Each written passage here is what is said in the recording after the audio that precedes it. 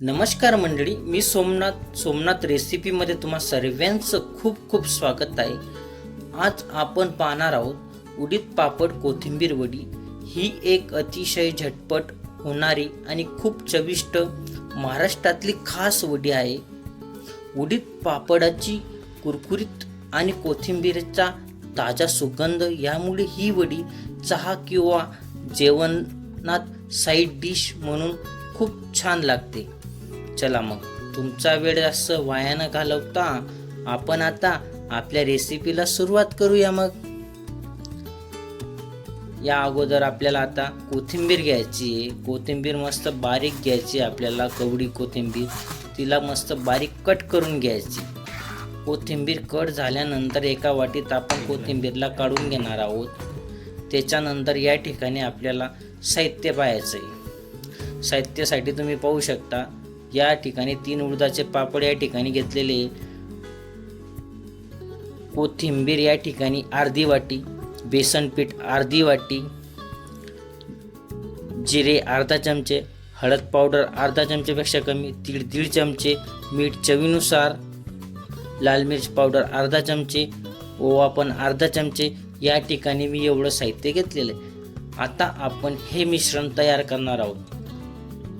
हे मिश्रण तयार करण्यासाठी आपल्याला बाउल घ्यायचं आहे. बाउलमध्ये आपल्याला अगोदर बेसन पीठ टाकायचं आहे.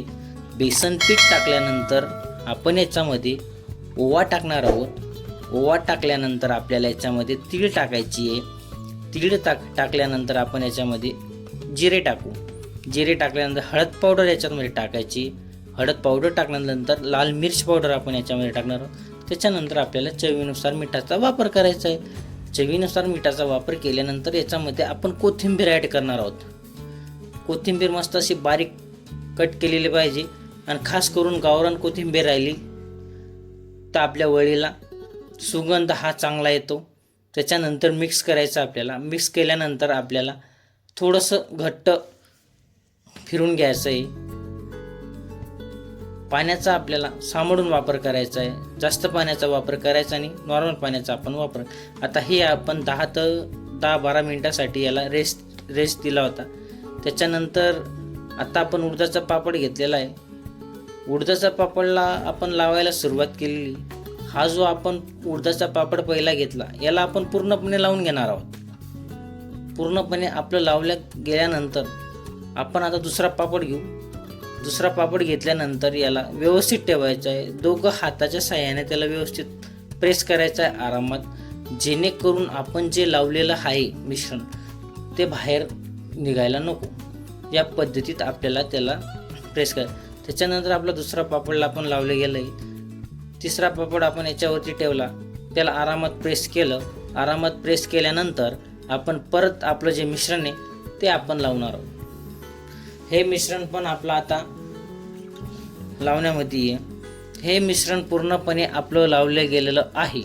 हे मिश्रण लावल्यानंतर तुम्ही पाहू शकता या ठिकाणी मी एक अशी चाळणी घ्यायची.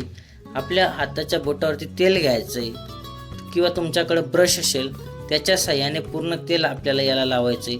त्याच्यानंतर हळूवारच उडदाचा पापड आपल्याला उचलायचा आहे आणि चाळणीत ठेवायचा आहे. एकदम आरामात करायचं आहे जेणेकरून तो पापड तुटणार नाही. त्याच्यानंतर आपल्याला तीळ घ्यायची. तीळ परत आपण वरून तीळ टाकून देणार आहोत. वरून तीळ टाकल्यानंतर आपल्याला ही प्रेस करून द्यायची. चला मग आता आपण अगोदर गॅस चालू करणार आहोत. गॅस चालू केला की आपल्याला कढई ठेवायची. कढई ठेवल्यानंतर आपण याच्यामध्ये साधारण 1 ग्लास पाणी ॲड करणार आहोत. 1 ग्लास पाणी ॲड केल्यानंतर याला थोडं 2 मिनिटापर्यंत गरम होऊ देऊ. आपलं आता गरम झालेलं आहे पाणी. त्याच्यानंतर आपली चाळणी घ्यायची आहे. चाळणी याच्यावरती आपल्याला ठेवायची. साधारण आपल्याला 12 ते 15 मिनिटापर्यंत आपल्याला याला थोडंसं लो मिडियम गॅसवरती शिजून घ्या. आता आपले 12 ते 15 मिनिटं झालेले आहेत. तुम्ही या ठिकाणी पाहू शकता. एक सुरी घ्यायची चेक करायला. सुरीला असं टच करायचं, चेक करून पाहायचं सुरीला लागलेलं नाही आहे याचा अर्थ आपल्याला जे मिश्रण आहे पूर्णपणे शिजलेलं आहे. हे झाल्यानंतर आपण याला आता काढून घेणार आहोत. आपण याला काढून घेतलं. आता याला हळूवारपणे एका हाताने पण काढलं तरी चालतं. हे काढल्यानंतर सुरीच्या साहाय्याने आपण याला कट करून घेणार आहोत. तुम्हाला जर आकार चौकोनी, त्रिकोणी, तुम्हाला जसा योग्य वाटेल तसा आकार देऊ शकता तुम्ही वडीला. मी साधारण चौकोनी आकारच दिलेला आहे वड्यांना. आता आपण पूर्णपणे आपल्या वड्या कट करून घेणार आहोत. आता आपल्या पूर्ण वड्या कट झालेल्या आहेत. त्याच्यानंतर आपल्याला आता मी परत गॅस चालू करतोय. गॅस चालू केल्यानंतर कढई ठेवायची. कढई ठेवल्यानंतर तेल टाकलं. तेल गरम झाल्यानंतर आपल्या ज्या एक एक वड्या आहेत त्या पूर्ण वड्या आपण तेलामध्ये फ्राय करून घेणार आहोत. तुम्ही पाहू शकता आपल्या पूर्ण वड्या याच्यामध्ये ॲड झालेल्या आहेत. त्याच्यानंतर हे थोडंसं 1 मिनटं झाल्यानंतर आपल्याला थोडं याला मिक्स करून घ्यायचं आहे. त्याच्यानंतर परत 1-2 मिनटं झालं की याची बाजू आपल्याला पलटवायची, जेणेकरून वरची बाजू खालची बाजू पूर्णपणे तळली जायला पाहिजे. आता आपले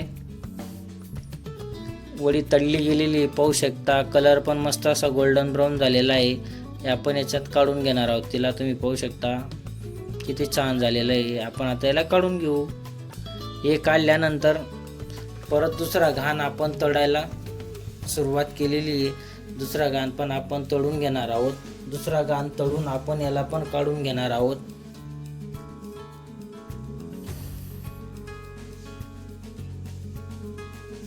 पाहू शकता तुम्ही. व्हिडिओ आवडला लाईक, शेअर, कमेंट, सबस्क्राईब करायला विसरू नका.